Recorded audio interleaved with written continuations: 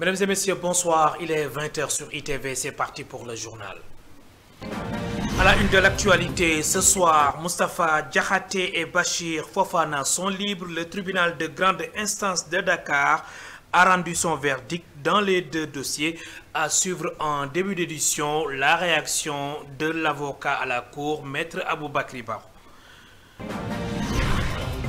Pendant ce temps, le président de l'Association des professionnels de l'hôtellerie et de la restauration du Sénégal, Pape Béranger Ngom, avec d'autres hommes d'affaires, monte au créneau pour défendre l'homme d'affaires Khadim Ba, détenu depuis plus de 9 mois dans une affaire de litige fiscal avec la douane sénégalaise. Cajuste et IBP Sénégal se penchent sur la révision du Code général des impôts. Cette rencontre s'inscrit dans le cadre de la stratégie nationale de développement du gouvernement du Sénégal. Enfin, santé de la reproduction, comment renforcer les données pour mieux lutter contre les MGF, mutilations génitales féminines. Experts, institutions et acteurs de la société civile ont pris part à un atelier organisé par la CNDH, Commission nationale des droits de l'homme. Voilà pour les titres. Dans un instant, le développement.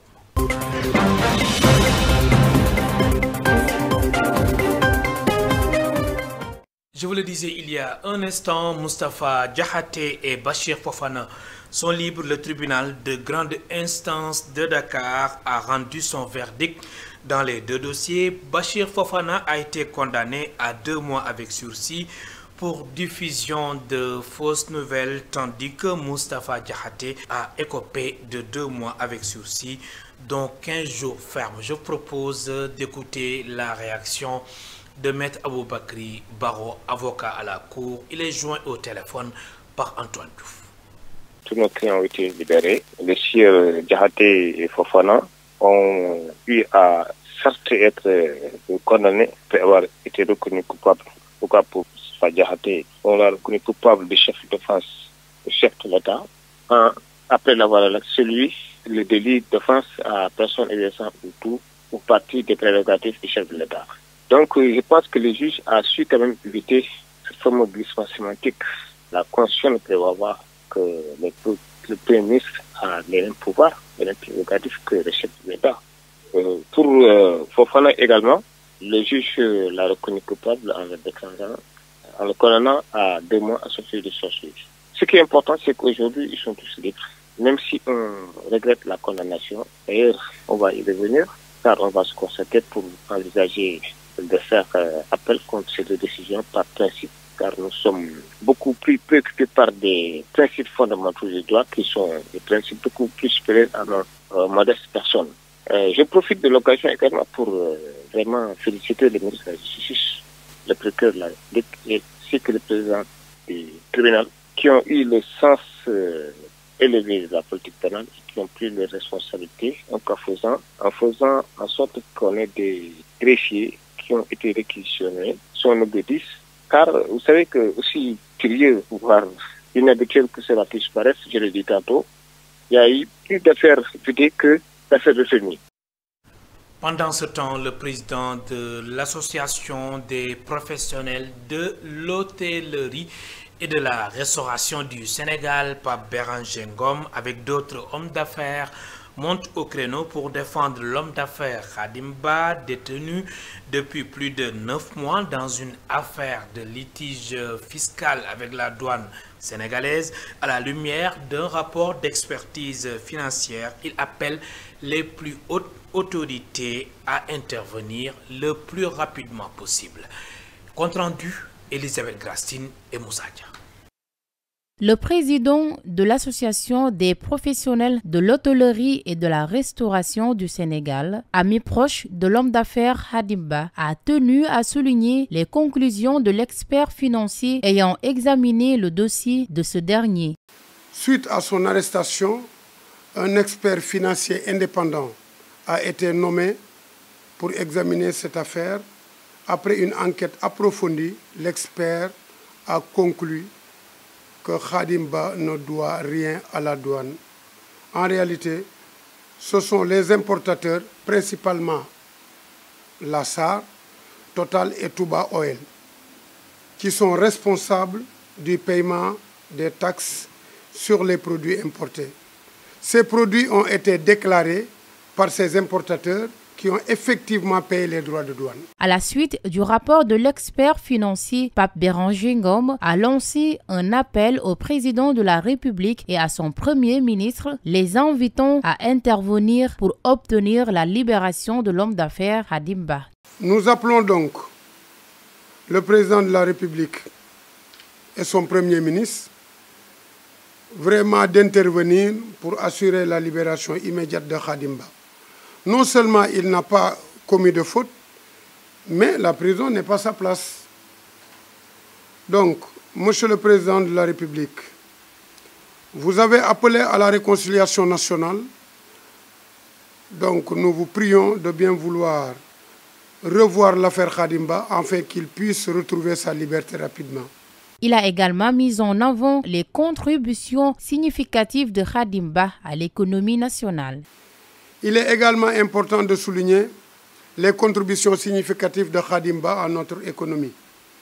Il a joué un rôle clé dans le secteur énergétique en assurant l'approvisionnement à l'électricité du pays. Il a soutenu des acteurs clés de l'économie, notamment dans le secteur de l'agriculture. Khadim Ba a été le premier à investir dans la filière rizicole avec un montant de 7 milliards de francs CFA pour la mécanisation en collaboration avec l'USAID. Pour rappel, Khadim Ba est en détention depuis plus de 9 mois. Il est impliqué dans une affaire de litige fiscal avec l'administration des douanes du Sénégal. Suite au rapport de l'expert financier, plusieurs amis et hommes d'affaires proches de Khadim Ba appellent l'État du Sénégal à intervenir en faveur de sa libération. L'affaire Khadim Ba, nous y sommes et nous y restons. Elle préoccupe également le groupe secteur privé et développement et le Conseil national des dirigeants d'entreprises du Sénégal. Birane Yaya Wane et compagnie interpellent la justice. En conférence de presse, il affirme qu'au stade actuel du dossier, une main levée du mandat de dépôt de Khadim Ba est un droit tel que préconisé par l'article 344 du Code des douanes en cas de nullité des procès-verbaux. Je propose d'écouter Birane Yaya Wane. Ces propos sont recueillis par Pape Mafal Fall et Ndeye Ali Fall. Informer, alerter l'opinion nationale comme internationale sur le cas de M. Khadim Ba, administrateur de société, directeur général de la société Locafrique, détenu présentement à la prison centrale de Rebeuss, suite à un contentieux avec l'administration des douanes sénégalaises. À un moment donné, j'ai été vice-président quand même du comité douane entreprise. Donc je connais beaucoup de douaniers qui travaillent sur ce dossier. À chaque fois qu'on lève le petit doigt pour intervenir sur ce dossier, Khadim Ba, on est suspecté. Cause pour laquelle Khadim Ba croupit encore en prison. Personne n'ose aujourd'hui intervenir sur ce dossier. Cause pour laquelle aujourd'hui, je m'adresse directement à son Excellence, Monsieur le Président de la République, gardien de la Constitution. Je m'adresse à son Premier ministre, M. Ousmane Sonko. Je m'adresse au ministre de la Justice, M. Ousmane Diagne. Je m'adresse au ministre des Finances, M. Cheikh Diba. J'interpelle ces 4 personnalités. Au moins, ces 4 personnes, s'ils se levaient aujourd'hui pour intervenir et parler sur ce dossier, ils bénéficieront quand même de préjugés favorables. Parce que personne ne va s'imaginer, personne n'oserait imaginer que ce sont des gars qui pourront faire l'objet quand même de pression pour intervenir sur ce dossier. Cause pour laquelle je les interpelle directement, pour leur dire qu'un acteur économique opérationnel de premier plan, de premier ordre, à l'échelle communautaire, à l'échelle mondiale, intercontinentale, parce qu'aujourd'hui, tous les journaux en ont parlé. Yahoo Finance vient d'en parler tout de suite. Fox News vient d'en parler. Le FMI, la Banque mondiale, personne ne comprend le pourquoi M. Khadim Ba croupit encore en prison. C'est inadmissible. Ça, on ne le voit qu'en Russie. Khadim Ba, aujourd'hui, croupir en prison pour des choses qu'on pouvait régler en urgence manifeste. Ça va bientôt faire 1 an qu'il est en prison. Et ce n'est pas normal. Je vous le disais dans les titres, Cajust et BPP Sénégal se penchent sur la révision du Code général des impôts. Cette rencontre s'inscrit dans le cadre de la stratégie nationale de développement du gouvernement du Sénégal. L'objectif est de favoriser l'implication des acteurs non étatiques afin de recueillir leurs contributions et recommandations pour améliorer cette loi. Les détails avec Neya Lifal et Pape Mafalfa. Pour réussir le processus de réforme du système fiscal, l'implication et la mobilisation des acteurs non étatiques sont indispensables pour proposer un cahier de doléances aux autorités avec ses recommandations. Demba Seydi, directeur de programme de Cajust. L'objet de notre rencontre ce matin consiste à mobiliser les acteurs non étatiques pour voir, dans le contexte de la révision du Code général des impôts, à mobiliser la contribution et les recommandations que ces acteurs pourraient faire pour améliorer cette loi. Les recommandations vont tourner autour de quelques principes généraux, notamment l'équité fiscale, la transparence. Il faudrait aussi qu'on s'assure qu'il y ait bien sûr la prise en compte des spécificités sociales. À la sortie de cette rencontre, il souhaite la mise en place d'un comité ainsi que l'établissement de cadres et de conditions favorables permettant à Cajust et à ses partenaires de définir les prochaines étapes, a indiqué qu'ils puissent établir d'abord les prochaines étapes, mais en même temps aussi qu'ils puissent avoir des partenaires qui feront l'objet de consultations pour pouvoir recueillir d'eux les propositions de recommandations dont j'ai fait état. Pour Saliou Dieye, secrétaire de l'Ordre national des experts, le gouvernement a présenté un nouveau programme à travers l'agenda 2050 au Sénégalais. Donc, il est indispensable de repenser le modèle fiscal afin d'assurer la réussite de cette réforme. Il est tout à fait normal que le nouveau gouvernement qui a initié un nouveau programme, qu'il a décliné à travers son programme Vision 2050, puisse légitimement aujourd'hui, pour arriver aux objectifs qu'il s'est fixés et qu'il a juré devant le peuple sénégalais de réussir, il est tout à fait légitime aujourd'hui qu'il prenne l'initiative de repenser notre modèle fiscal. Cette rencontre, soutenue par l'appui technique des experts fiscaux sénégalais du laboratoire d'intelligence et d'analyse fiscale, l'ex-Caviar, a enregistré la participation de nombreux acteurs non étatiques mobilisés pour assurer la réussite de ce code. Le ministre du Travail, de l'Emploi et des Relations avec les institutions a présidé à Saly l'ouverture du dialogue national consacré à l'extension de la protection sociale aux travailleurs agricoles informels et à leurs familles. La tutelle s'engage aux côtés de tous les acteurs concernés pour faire avancer ce chantier stratégique. Je propose d'écouter Abbas Fall, il est au micro de Muntagakan. Le ministère donc a décidé donc de lancer ces travaux-là qui certainement vont déboucher sur des orientations claires. Le ministre tout à l'heure a parlé de la loi d'orientation sylvo-pastorale qui doit effectivement prendre en compte ces aspects liés, certains aspects liés à la protection sociale. Donc nous nous sommes réunis aujourd'hui pour, en fait de compte, baliser la voie qui mène de façon définitive à la protection sociale dans le domaine de l'économie informelle agricole. Comment y arriver? Vous savez, quelque chose a été fait dans le domaine avec les artisans. On ne va pas réinventer la roue. Les travaux qui débutent aujourd'hui vont donc baliser la voie et mettre sur la table les moyens qu'il faut pour que cela puisse être une réalité. C'est une question tout simplement de volonté politique. La volonté est là. Le RSPC a démarré depuis 2013, je le disais tout à l'heure. Certains pensaient même que c'était impossible et finalement on l'a réalisé. Peut-être les outils peuvent différer d'un secteur à un autre, mais donc le système reste le même. Et je sais qu'à l'issue des travaux, les conclusions réelles seront mises sur la table et je crois que la mise en œuvre ne constituerait aucun problème pour nous. Direction Saint-Louis, l'ANER, Agence nationale pour les énergies renouvelables, a lancé sa campagne de sensibilisation. L'agence qui entend se rapprocher davantage des populations a profité de l'occasion pour vulgariser son plan stratégique de développement. Momar Alissignon.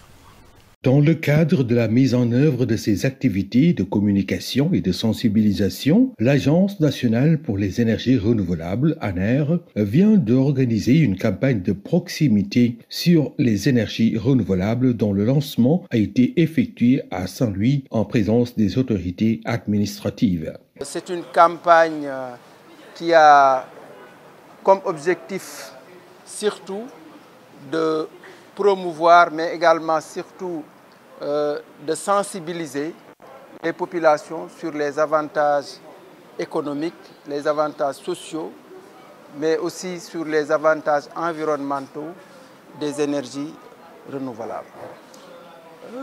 C'est une campagne également qui va nous permettre de faire adhérer les populations à la promotion des énergies renouvelables.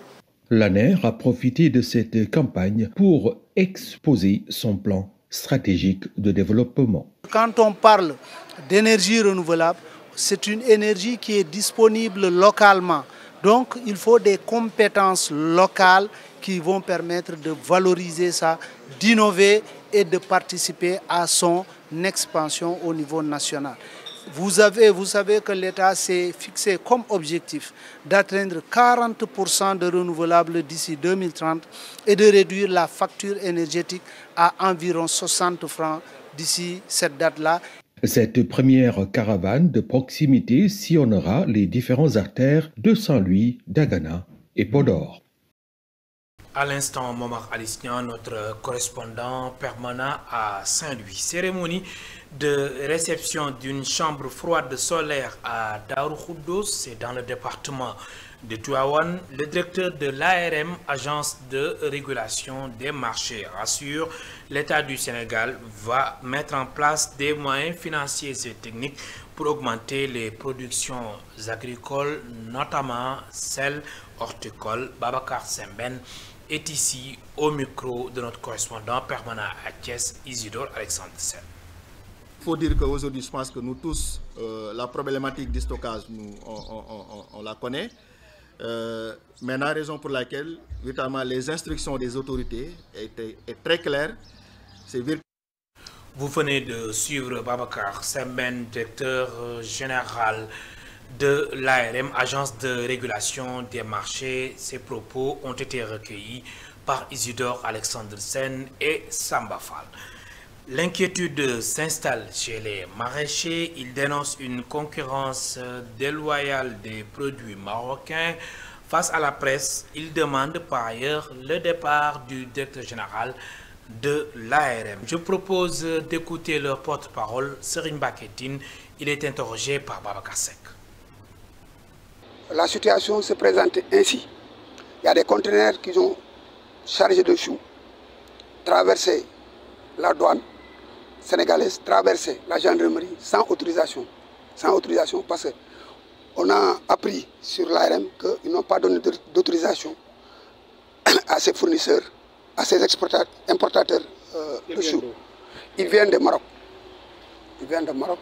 Donc nous demandons solennellement au président de la République du Sénégal et au Premier ministre vraiment de surseoir ces importations. Il faut les surseoir dans la mesure où les maraîchers qui se trouvent derrière là, qui se trouvent actuellement ici, tous, ils ont pris des prêts au niveau des banques, au niveau des crédits mutuels pour pouvoir faire leur culture. Arrivé à l'estade de la vente, on trouve qu'ils ont amené beaucoup de choux au niveau du marché de Tchari.